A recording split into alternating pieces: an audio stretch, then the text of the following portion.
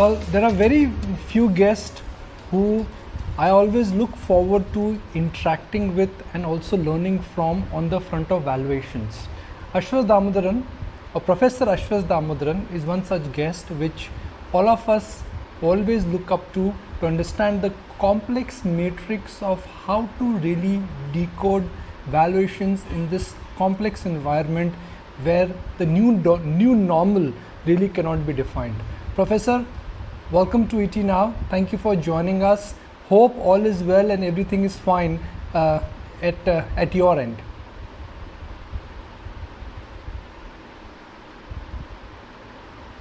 Thank you. I'm glad to be back.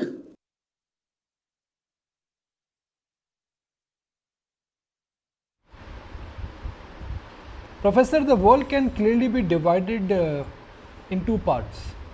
The optimist who believe that a vaccine would be found, liquidity will ensure asset prices remain strong, and we could be in for a surprise V-shaped recovery as the consumer demand unleashes in the first half of next year. Then there are some realists who would again insist that medical breakthrough is still a distance away, the collateral damage to the economy is very large, and since world has never experienced a lockdown ever, even during World War, there is no template which will tell you what is coming next. I think they're both wrong. In a sense, I think you can't look at this bowl as full or empty. It's always going to be half full. One of the reasons I'm not a market timer is on issues like this, it's sometimes better to let the market decide. Because we think of the market as this monolithic device, but it's really a consensus of both optimists and pessimists. Right now in the US, the optimistic side is winning that battle. Doesn't mean it's over, right? 2 weeks from now, 4 weeks from now, 6 weeks from now, it could shift. But here's what I've learned in 35 years of investing. You can disagree with markets, but you have to respect them.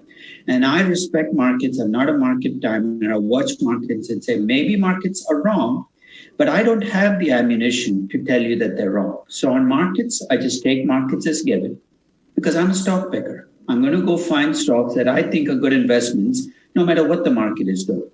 So my suggestion is don't fight markets. In fact, one of the things I said last week to an audience was, hey, don't project your feelings onto the market. And what I meant by that is I've been getting emails from people saying, how come the market is so stupid? How come the market's not seeing what I'm seeing? And I'm saying, hey, the market's seeing what you're seeing and what a million other people are seeing. That's the market's job. So don't convince yourself you're right and the rest of the world is wrong, because the track record of people who do that is not very good.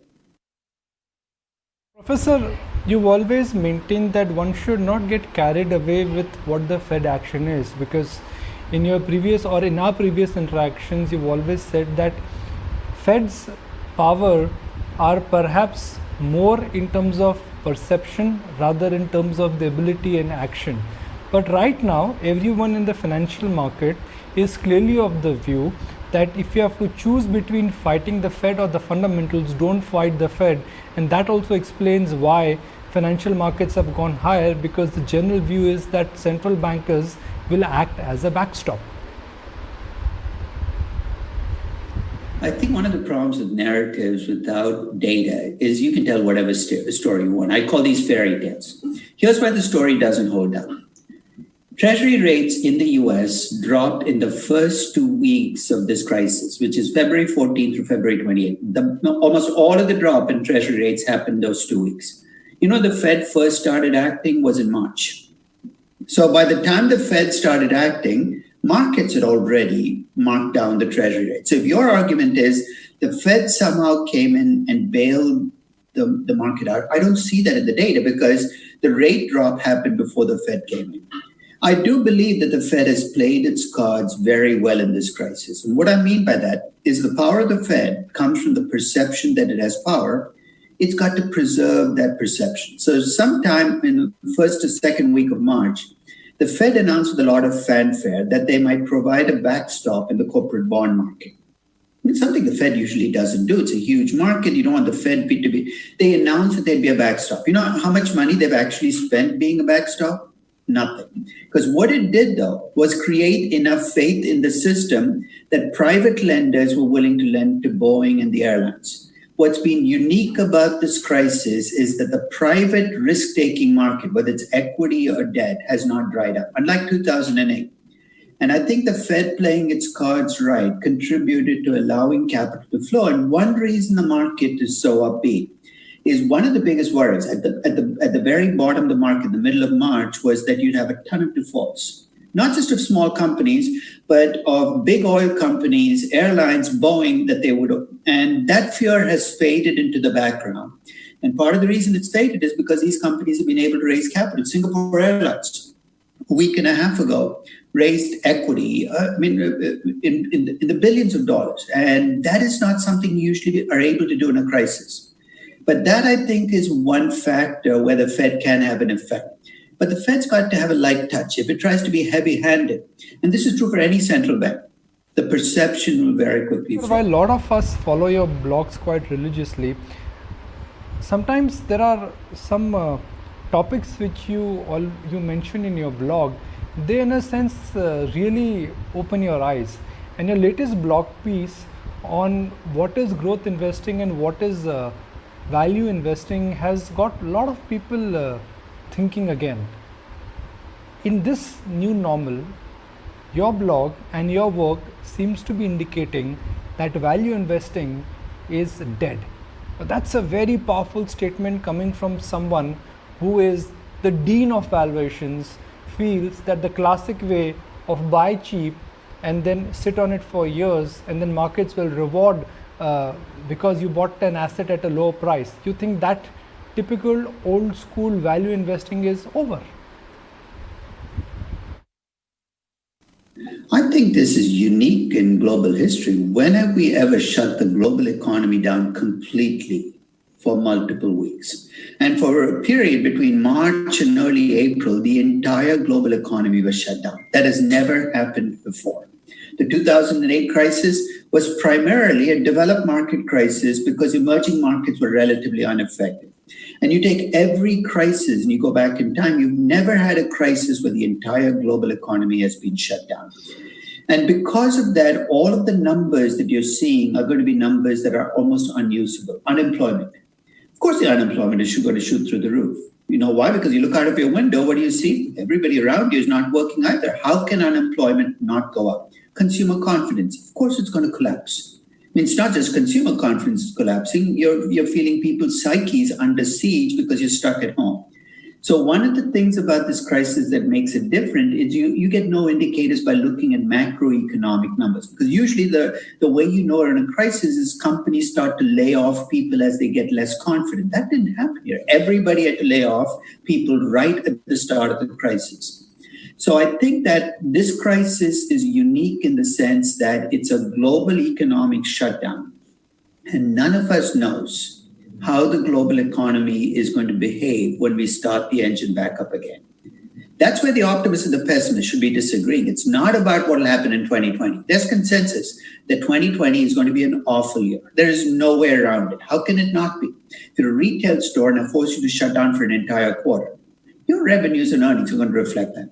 The real question is what will happen after the crisis passes? Now, what will happen not just in 2021, but all the way through 2025. In fact, I've been valuing the market off and on for the last 10 weeks.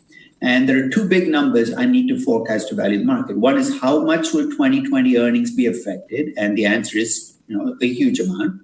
But the second and more important question is how much of that loss will come back in the 4 years following? How much of that loss will be recovered? Because you're not going to get 100% of the recovery back. Why? Because if you skip a haircut during these 12 weeks, you don't take 3 haircuts right after you come out of the crisis to make up.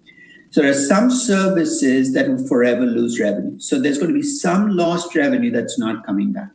It's that second question we should be focusing on when we think about what we think about markets. Not just about 2020, but what will happen in the aftermath. And I think that requires we take our eyes off the crisis and think about what's coming after.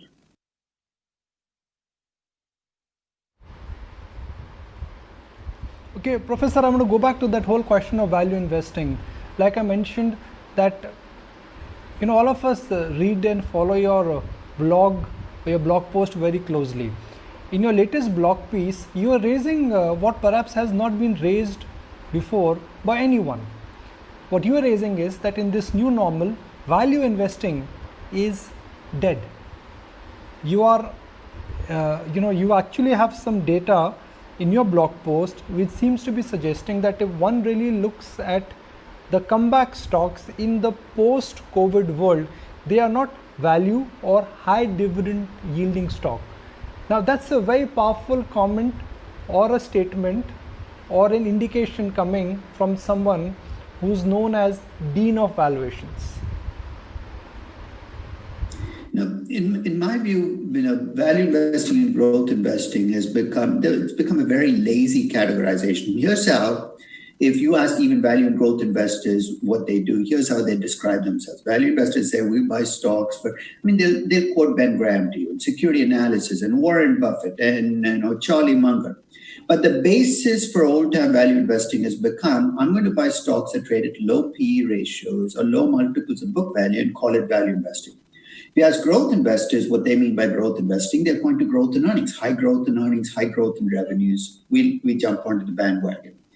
I think they both missed the boat with that definition. Can I value a growth company? Absolutely. Can I find a growth company to be undervalued? Why not? I've held Tesla, I've held, I hold Facebook right now in my portfolio. Neither of those stocks would fit a value investor's classic definition. But value investors are still stuck in the 20th century. They think that book value actually means something. I don't have much faith in accountants to begin with, but I think book value has completely lost its meaning. What does the book value of Google even capture? Your biggest assets are off the books. So I think the problem with value investing and growth investing is not the focus on value and growth, but they don't really focus on either. They focus on these metrics that they use as shortcuts, and those metrics are lazy. And part of the reason both groups of investors are kind of lost out to index funds is what you're doing is mechanical. Remember, a machine is going to be much better at doing mechanical things than you are. And one of the reasons I wrote about value versus growth in the last blog post I had on the crisis is value's been losing out to growth for the last decade or so. What I mean by that is the old-time value stocks, low PE stocks, high dividend yield stocks, have underperformed high PE and no dividend paying stocks. And for 10 years, value investors have told us, just wait for a crisis, and then you're going to see value investing is going to come back on top.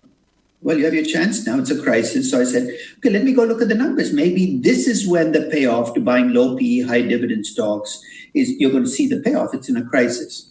And what I discovered is in this crisis, at least, it's perverse. The stocks that are being hurt the most are low PE, high dividend yield stocks. So if you're a value investor, your last piece of ammunition is being taken away. If this isn't a wake-up call for old-time value investing, I don't know what will be. Because I think they're stuck in metrics that really don't work anymore. But Professor, when some of the marquee investors like Buffett, Sam Zeel, Howard Marks, Stanley Druckenmiller, all of them are clearly indicating and suggesting that markets have run up ahead of themselves, which is that markets are here and valuations are here, and there is a disconnect, and valuations are unlikely to expand given the shape of the economy, which means markets need to come down. Now these are experienced guys who understand the power of leverage, who understand how to differentiate between value and growth, and who also understand that what is the right time to take risk and what is the right time not to take risk. Why do you think some of the smartest Wall Street investors who've been successful, who are masters of their craft, all of them are indicating and suggesting that markets should come down? No, I think, in a sense, let's take Warren Buffett. He's not just a great value investor. People in value investing treat him like a god. Every word that comes out of his mouth, they hang on to. And I did listen to Warren Buffett talk because he gave this online Berkshire Hathaway talk, which he usually gives at his Woodstock in Omaha, where people show up. And as I watched him talk, my sense was this is a 90-year-old. He's He looks like a 90-year-old. He talks like a 90-year-old. There's nothing wrong. I'd like to be 90 years old. You have to pay heed to age. But he looked uncertain. He looked unclear about what was going on. And who can blame him? So when I went back and looked at the substance of what he was saying, and there was very little. He said people might not fly as much anymore. Really, this is the insight I'm going to get by listening to Warren Buffett. Therefore, I'm going to sell airlines. I don't make that leap. I don't see how people not flying as much mean that all airlines are going to be bad investments. It might actually make the airline business a better business if some of these airlines dropped off in this game. So I think that it's not that these investors are not successful investors, not that they have nothing of wisdom to offer to us. It's we have to stop treating everything they say as gospel and start questioning. I tell people in my class, don't take anything I say as right. Question. Because that is really how you become a better investor. You have to watch out for yourself. You have to come up with a way of thinking about markets that's unique to you.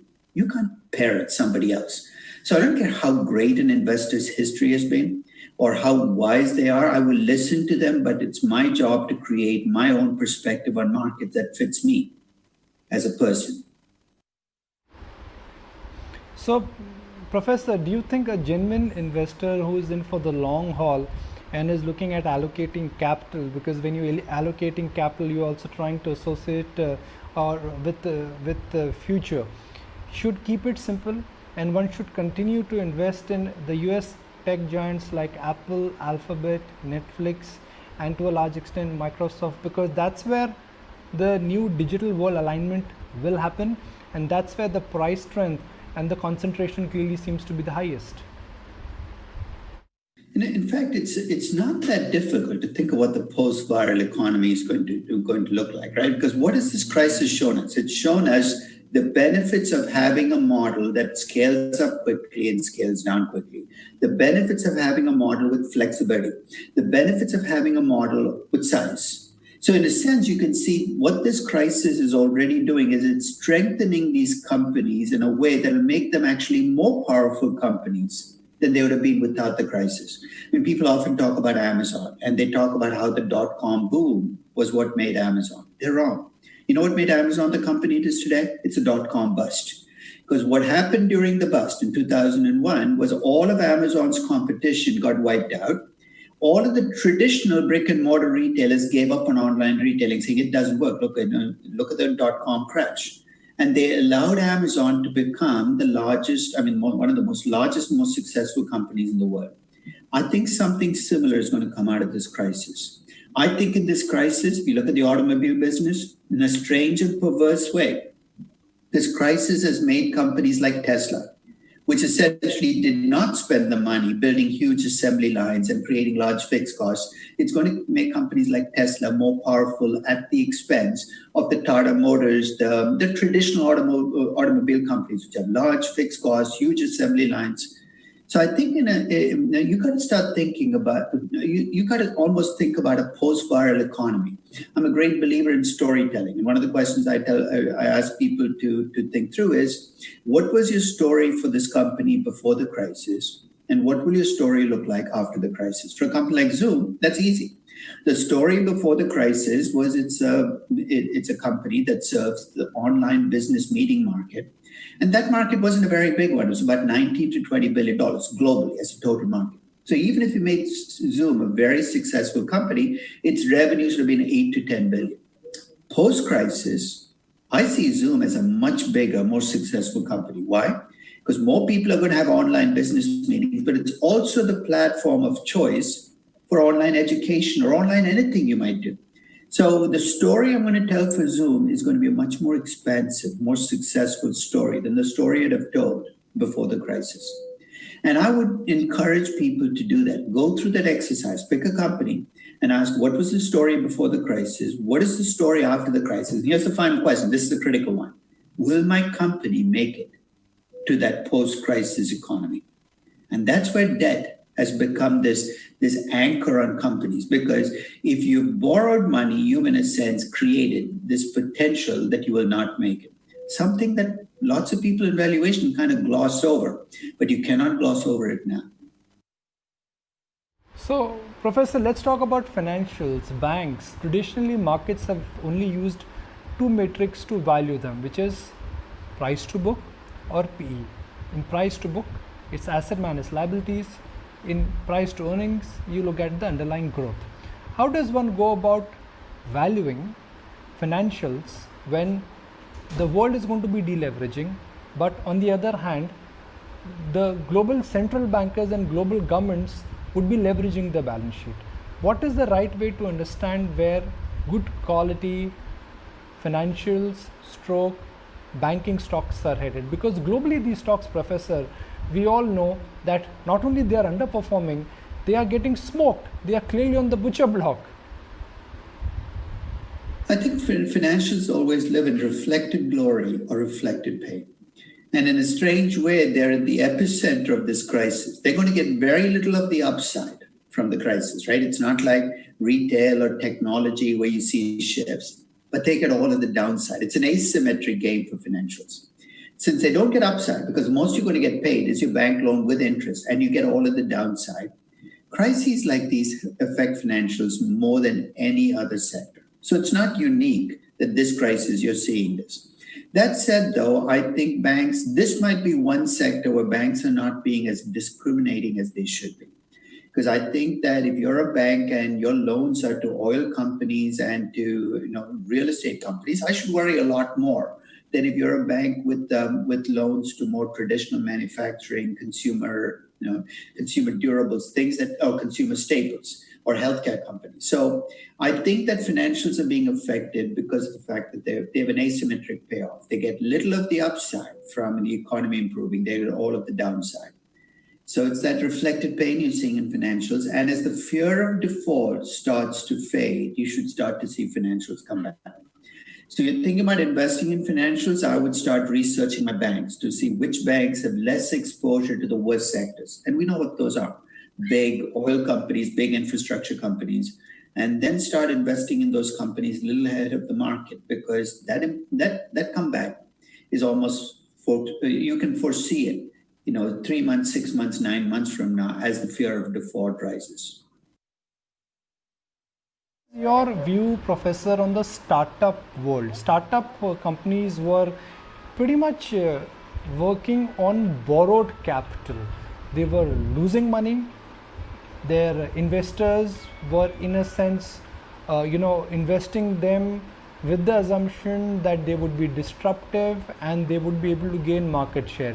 Given that the entire startup economy is in some kind of a shock, do you think startups now will find it difficult to revive and very few will actually survive?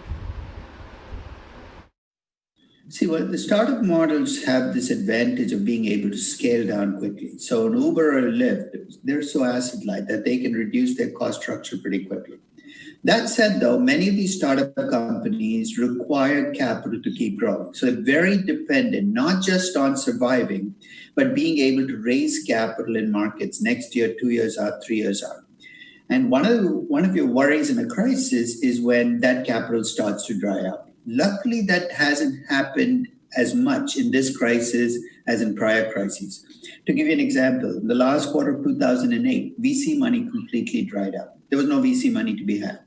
In this crisis, VCs have actually been willing to invest on their terms, which means if you're going to go out and raise capital now, you're going to be giving up terms to VCs that you would never have given up in good times.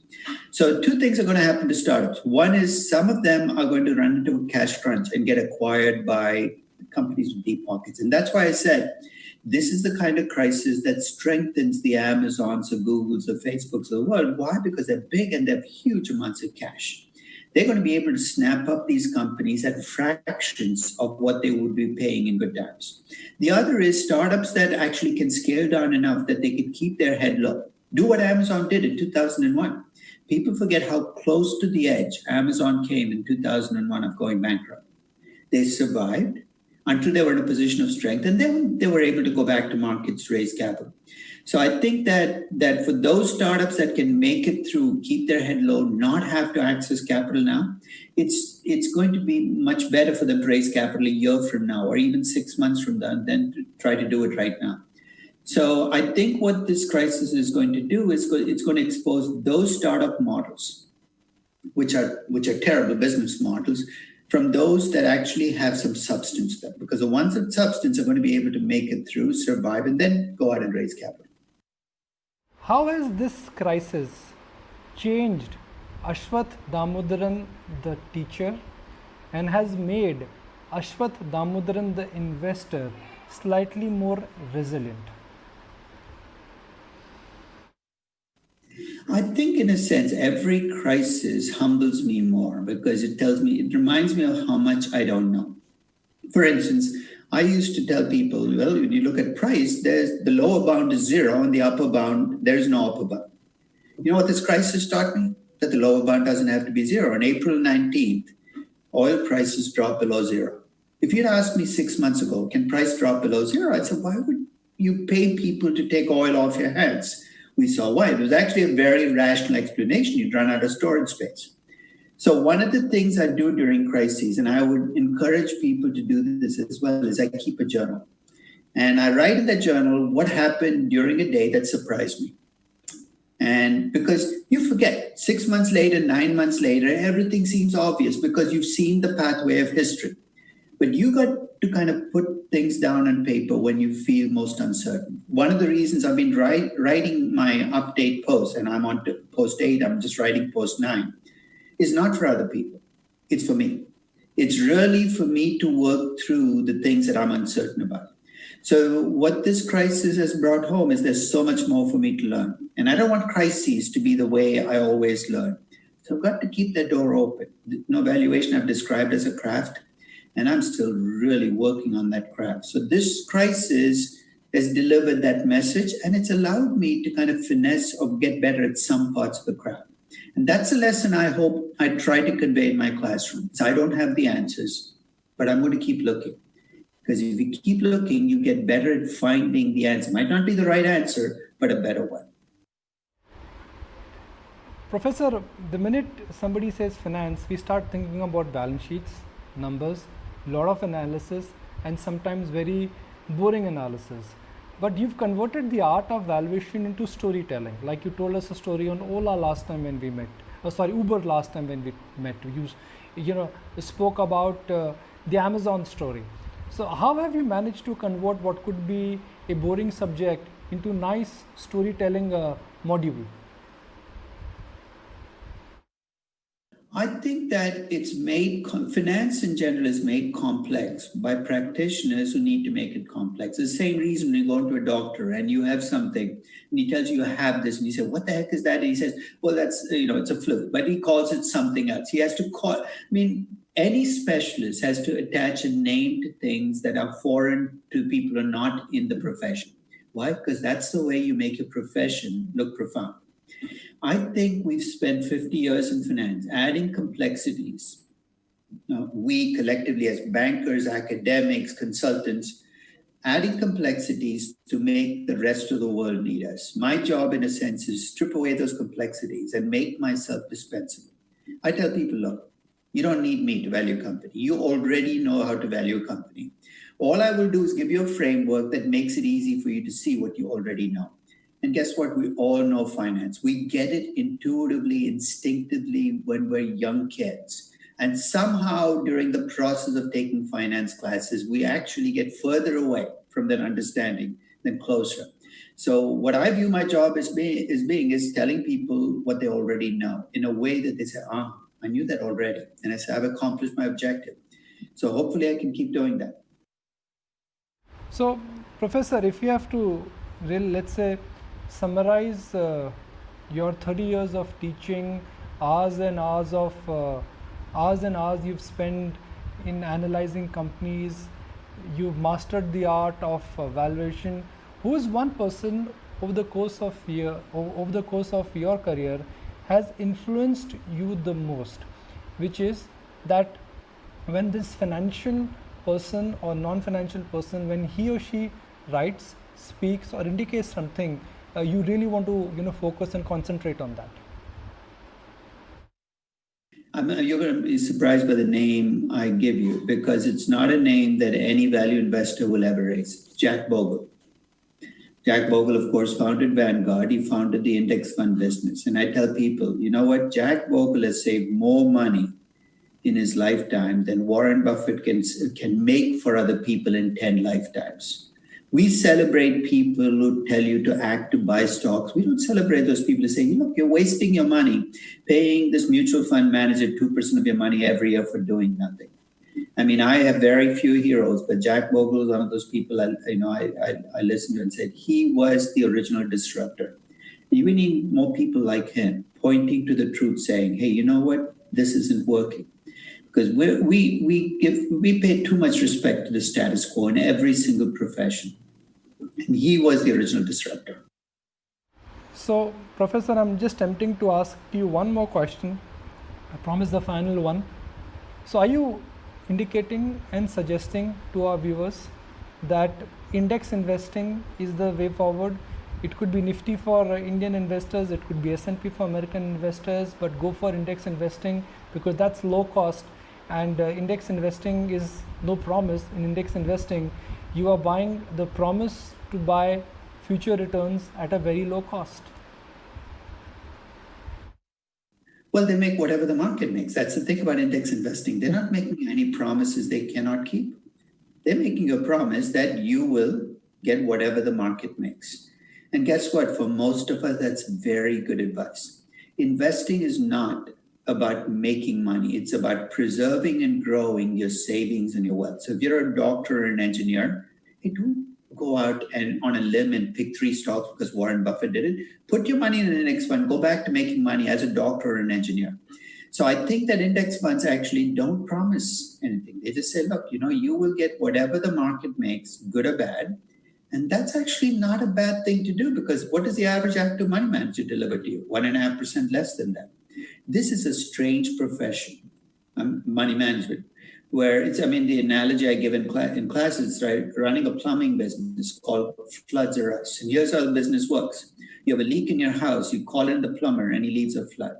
How long would you stay in business? That's what active money management has been doing for as long as it's been around. It's going into houses with leaks and leaving a flood and demanding to get paid for creating the flood. And I think that index funds have revealed the emptiness of a lot of active investing, and that's a good thing.